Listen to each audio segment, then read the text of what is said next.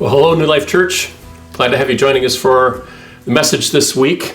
Today, we're returning to actually a series of messages that I began but didn't finish back in June, focusing on relationships, especially marriage relationships. Partway through, there were the months of July and August when I had to get recalibrated a little bit and more rebalanced in finding a sustainable rhythm to life, and since getting back, shared some lessons that I've learned during that season of time. But now we're going back to this series of messages on relationships and marriages, all right? And I want to share a few truths that we looked at during those months, or during those weeks of June. The first one that I shared is this: every marriage and every relationship is being conducted in a world that is hopelessly broken. Our world, which because of the pressures on it, it affects every relationship that we find ourselves in.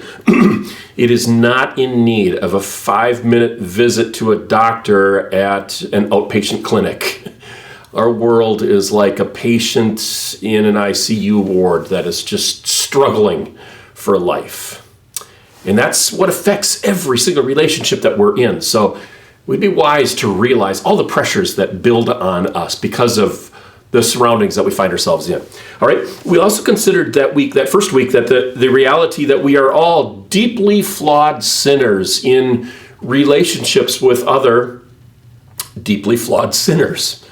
All right. It is no wonder that marriages experience so many difficulties when each of us brings incredibly sinful habits and dysfunctions into those marriages. Now, the good news is that God is faithful, God is powerful, God is willing to bring healing and hope and health into our relationships, into our marriage situations. So I don't share this to be hopeless, but we'll see how we can build strength into the relationships that we find ourselves in.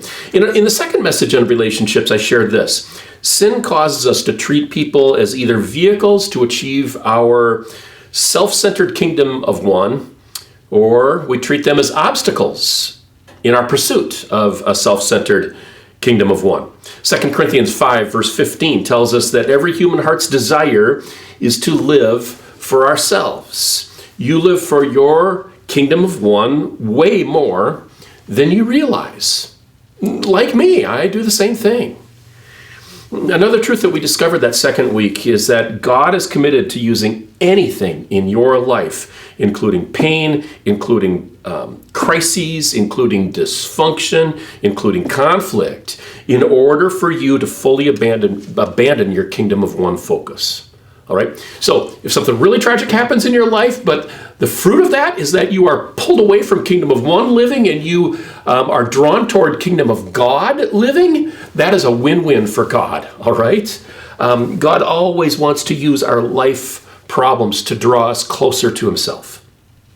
In the third message, I shared this. I shared that a key aspect to healthy relationships is for us to commit ourselves to a regular lifestyle of confession and forgiveness, confession and asking forgiveness for how we have wronged other people.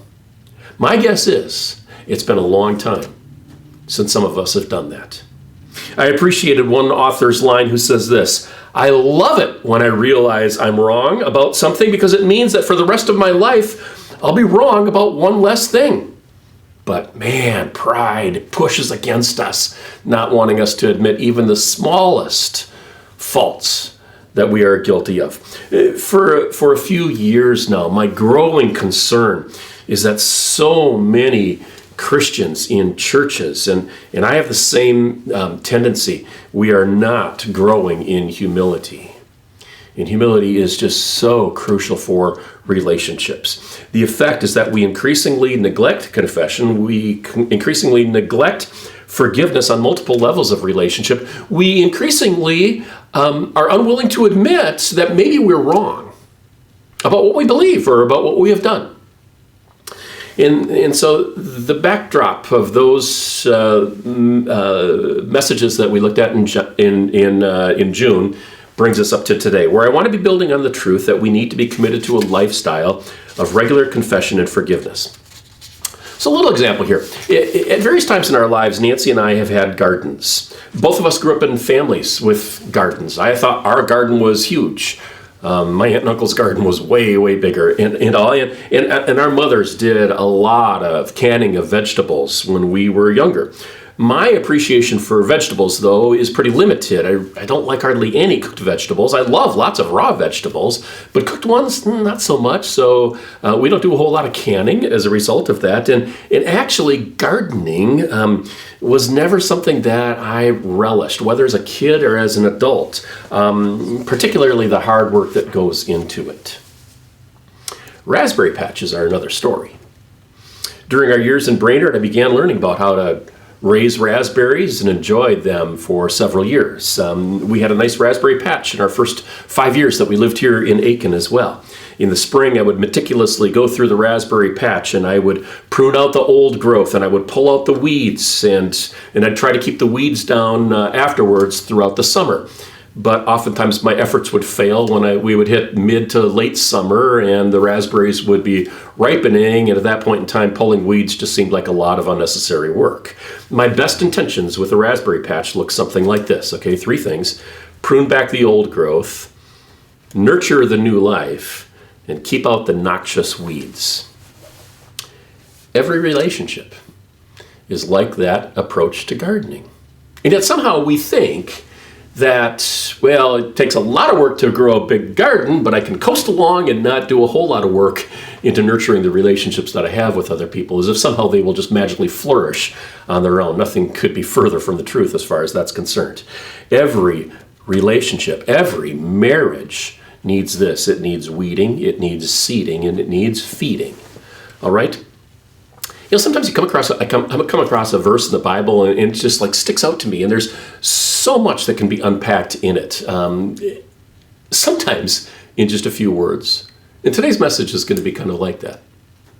Yeah, it's from the book of Jeremiah. Now, so Jeremiah was a prophet in the Old Testament years when Israel had like a revolving door of ungodly kings, leading up to the time when Babylon conquered them and they were taken away into exile, all right? Israel still, or the kingdom of Judah more specifically, they still thought of themselves as the people of God, all right? We're Jews, okay, just like a lot of people. I'm a Christian, born and raised in the church. They believed that they were the kingdom, they were the people of God, but commitment to the relationship was all one way. It was all God's commitment to them. There was very little commitment in return back to Him. So I ask you a question. How have you felt? How do you feel, if this is true for some of you right now? How have you felt when a friend or a sibling invests virtually nothing in their relationship with you? You send them a text, you get no response. They won't return a phone call. If it's a longer distance relationship, they never send an email, never reach out to you. Even in the times when you're going through some really challenging stuff. Maybe to the point where they're just like totally aware of what you're going through. Or how do you feel when maybe you do have interaction with them, but the only interaction that you have with them is discouraging and hurtful? That's how Israel treated God, all right? And we often do the same thing, both in our relationship with God as well as in our horizontal relationships with people in our lives. So that's what was taking place among the people of Israel when Jeremiah came along. And Jeremiah finds himself called by God then to be the intermediary, okay?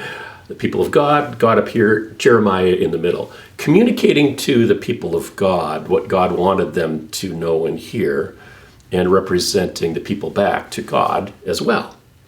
And before he began his prophetic ministry, actually God calls him, okay? We're not aware of a lot of the calls to ministry that take place with the many different prophets that we found in Scripture, but Jeremiah includes some information for us. And this is what we read right at the beginning of the book of Jeremiah, Jeremiah chapter 1, verse 10, where God says this: "See today," so God is telling him, from today on, "now I appoint you over nations and kingdoms to uproot and tear down, to destroy and overthrow, to build and to plant."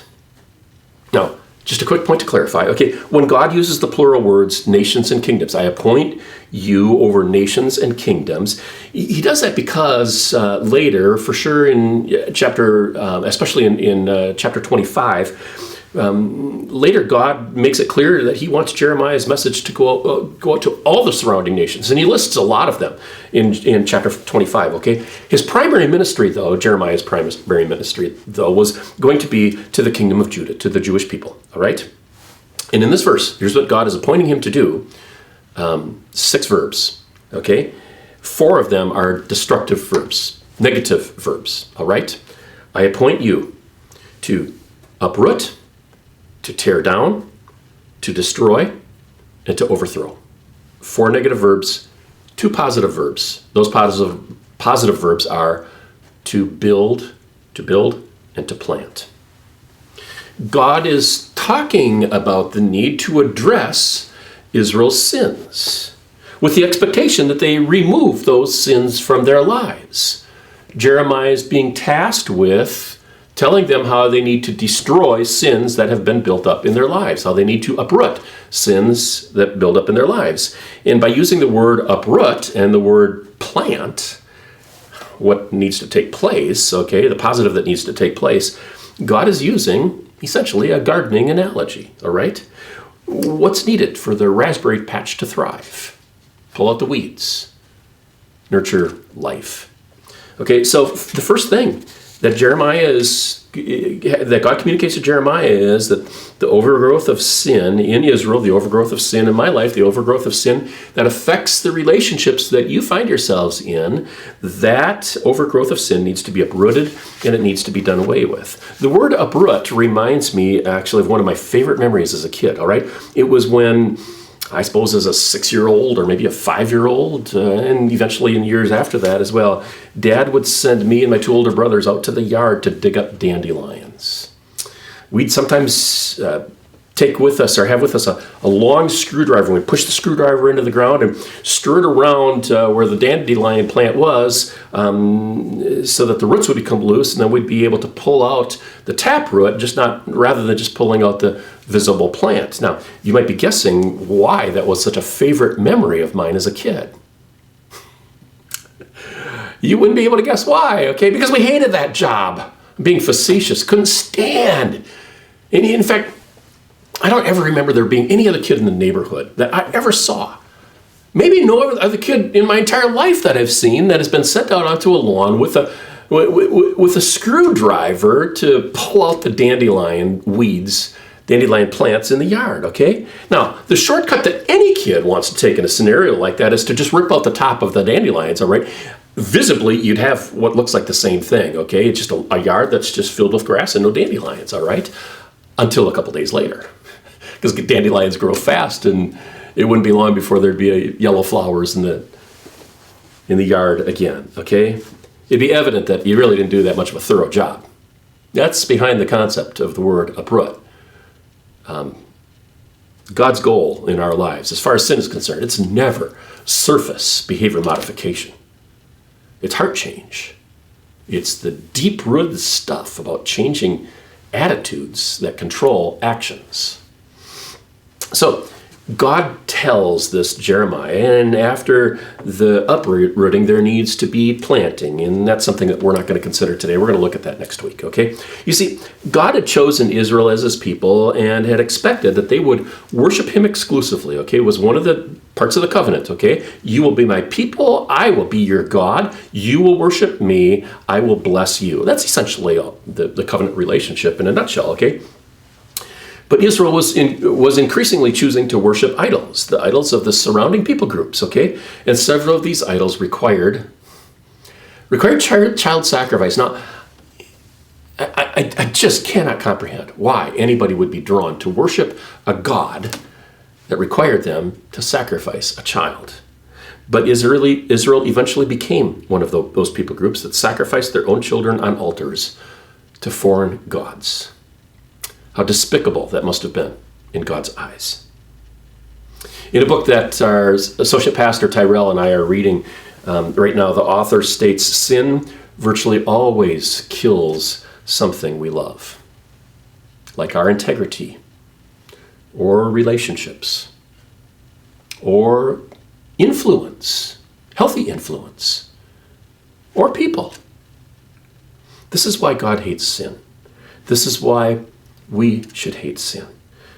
Sin kills the best things that we love.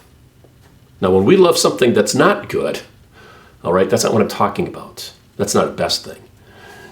Sin kills the best things that we love. So God's task for Jeremiah and his task for us is this: uproot the weeds that lead to death and plant seeds that bring and nurture life. Okay, now let's take that and let's apply that to relationships, all right?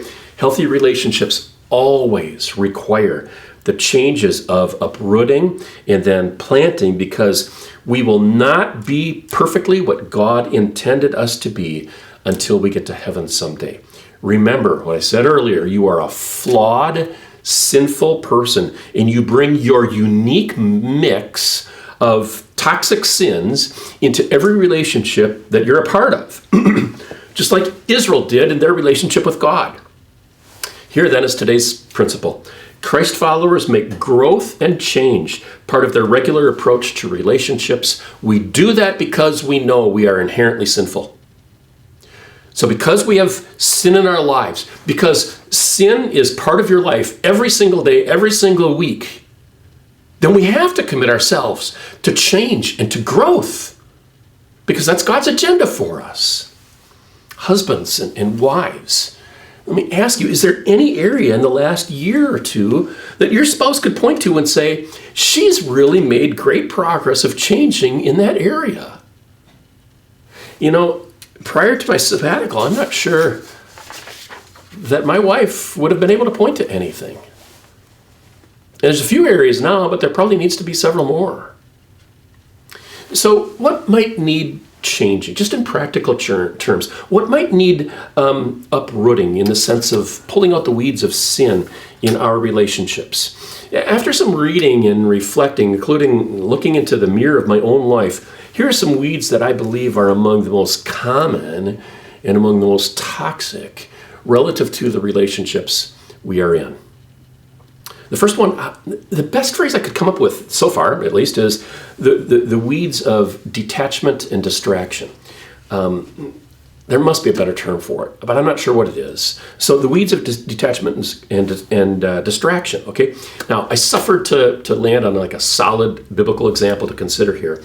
Then I thought of King David, and I realized, this kind of fits, all right? So after David becomes king, and after his family has grown up, and many of them are adults, the relationship between King David and his son Absalom starts to break down. And Absalom flees from Jerusalem and distances himself from the kingdom, distances himself from his dad, from King David. And this is an odd story that shows yet again how just like horrific David was in family relationships, okay? Because when David later invites Absalom back to Jerusalem, this is what we read in 2 Samuel chapter 14, verse 24. It says this: so Absalom can come back, he essentially communicates, but the king said, he must go to his own house, he must not see my face. And that's the position that he adopted and maintained for 2 full years. They live in the same city. This is not a city geographically the size of Minneapolis and St. Paul. Much, much smaller than that. They live in the same town, we might be able to call it in our terms. Yet David purposely will not interact with him. He is inaccessible, and while geographically he is close, relationally he is every bit as remote as if Absalom lived in the United States. They're in the same vicinity, there's just no connecting that's happening. That neglect from someone who should love him, it causes Absalom to seethe, and it leads to eventually his all-out revolt and temporary overthrow of David as king. All right? So when I speak about detachment and distraction, here's what I have in mind. It's this picture of people in close proximity to one another in their living rooms, oftentimes. Passively, they're geographically present, but passively disconnected from the people that they love while they are locked onto their screens. I've got work to do in this area as well, all right? I think our relationships are being strangled as follows, related to how much we are connected to these phones that we have. People like me are reading too many news stories. I'm a news junkie. Is that true for you? There have to be better limits than what we've placed on ourselves so far. Young men are absolutely consumed by video games. For every game created, I read a while back, there are sometimes dozens of technology engineers who focus on just one aspect of the game, and that is this: how do we maximize how addictive this game will be? Primarily for men. Okay, as far as video games are concerned, as far as computer games are concerned, it's men and women both, okay? TikTok is destroying our teens. I read this week, and you could look it up online as well, the average young person, the average teenager spends 3.5 hours every single day on either TikTok or YouTube. And they're being exposed to some of the most vile stuff out there, both as far as visible content on their screens, but also as far as vile ideas.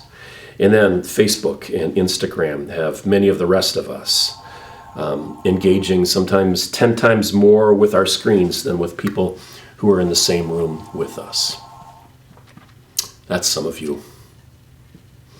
Recently, a parent told me this: at a certain time every evening, all of our cell phones are turned off, and our kids like it better. Now, based on the conversation, here's my guess. I'm thinking that the time frame is probably around 8 o'clock in the evening, maybe 7:30, maybe as early as 7 o'clock, but I don't think any later than 8 o'clock for sure. All right? Wise parents, seriously. Very wise parents. So that's the first area of relationship killing weeds that I see, just this tendency toward detachment from one another and distraction by what's flashing on our screens. All right, a second area of relationship killing weeds is this: the weeds of busyness. All right, the over pursuit of non-life-giving endeavors of a variety of different sorts. Okay, one author I read this summer wrote how that several years ago, she and her husband determined that they were going to take a 24-hour Sabbath rest every single week. No tech, no shopping, no rushed schedule, no legalism. They'd interact casually with family members or close friends over meals that they would take a leisurely approach to and all, but it wasn't rush out the door to this activity or to that activity, all right? One of their kids, when they did this, was a teenager who was involved in a sport that included games on Sundays. And their explanation to the child was along these lines. They sat down with the child and said, "We are busying ourselves into chaos and death. We will be better parents all 7 days if we rest fully on one day and then limit our investment in your athletic life to just 6 days. You aren't required to practice Sabbath by not playing. We're not going to pose that on you, but we won't be attending your Sunday games any longer, and we will be better parents as a result." Now, you might think that's counterintuitive, the kid's feeling abandoned or whatever. They said after a while their child came to see the blessing of that, and now that that child is a mom of her own, she has fully embraced a Sabbath approach to life for her family that cordons off part of her life, or a part of their weekly schedule for rest and for connecting with each other and for God and with God. You know, in that well-known story where Jesus comes to the home of the sisters, Mary and Martha, Mary is found sitting at the feet of Jesus, just absorbing his presence. And Martha is busy, the sister's busy making arrangements, certainly getting the guest room ready, and probably starting the fire and preparing dinner. And in exasperation, because she's overwhelmed with all the details, all the busyness of taking care of Jesus, that he's here, she snaps at Jesus and she says, tell my sister to help me. And you might remember Jesus' response, Luke 10, verse 41. He says, "Martha, Martha, you're worried and upset about many things, but only one thing is needed.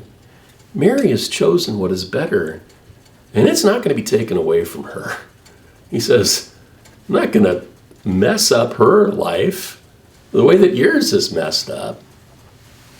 There's a lot that could be said about this story, and I've addressed it in other messages and all, but I think it could be summarized along these lines. Life is simpler than you have made it to be. Fulfilling life with Jesus is slower. Our busyness is killing our society. It is strangling Christians. It is devastating people in our churches. A couple other, real briefly, a couple of other relationship weeds that time doesn't allow me to elaborate on a whole lot. They would be these. First one that comes to mind is, or the next one that comes to mind is just selfish laziness. When the day has slowed down for Larry and Nancy and we're reading in the living room together, or we've got the TV on, maybe a game is on, I've been making a habit that when I need to go and get more water, I tell Nancy, I'm getting a drink. Is there anything I could get for you? Is there anything that you need? Is there any way that I could bless you?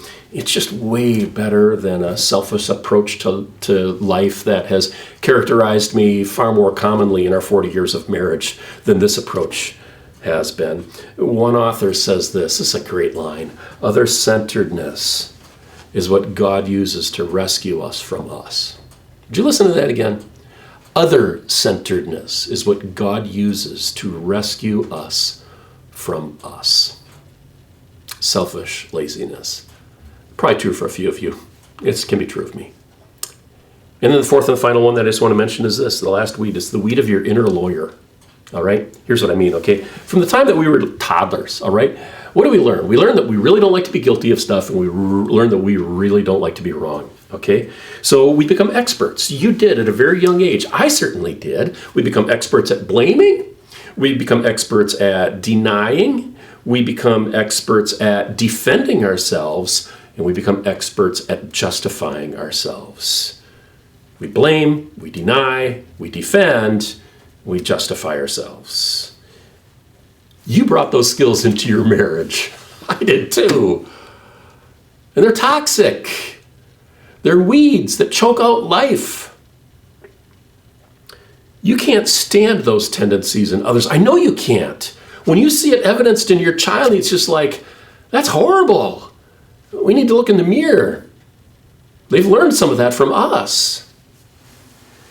And so you don't like those tendencies in others, and yet we all have our diplomas certifying that we've got an earned degree in justifying ourselves. We've got earned degrees in blaming and denying and defending ourselves. I know I do, which is yet one more reason why I need Jesus. It's one more reason why I need to work at a relationship rather than just expect it to thrive on its own. It's one more reason why I need eyes to see what weeds need to be pulled in my life. Is one more reason why I need Jesus Christ's saving grace. I'm so glad I've received it in great measure. Just need to incorporate it more into my day-by-day life. And you probably do as well. Would you bow with me for a word of prayer? God, one of the great things about life is that you have blessed us with not only a relationship with you, but relationships with other people around us. One of the challenges is that there are a lot of weeds in those relationships. I've brought weeds into every relationship that I am in, especially the closest ones. And that includes our marriages. And God, you look at our lives and you say, if you pulled out those weeds, you would be so much more healthy. Your relationship would be so much it would be characterized by so much more love and peace and being less rushed and more content. So God, open our eyes to some of these realities. May we truly be able to see how detached and distracted we have become at times. Open our eyes to just the chaos of the busyness that we find ourselves in. God, open our eyes to how we could just be so lazy and selfish and defensive like a lawyer is. And then, God, give us a heart's desire to wade in to the positive things, to wade into what we can plant. And as we do this in relationship, God, we'll connect with you again and figure life out better. In the meantime, thank you for loving us, flawed as we are. We love you in return. In Christ's name I pray. Amen. Thanks for joining us. God bless you all.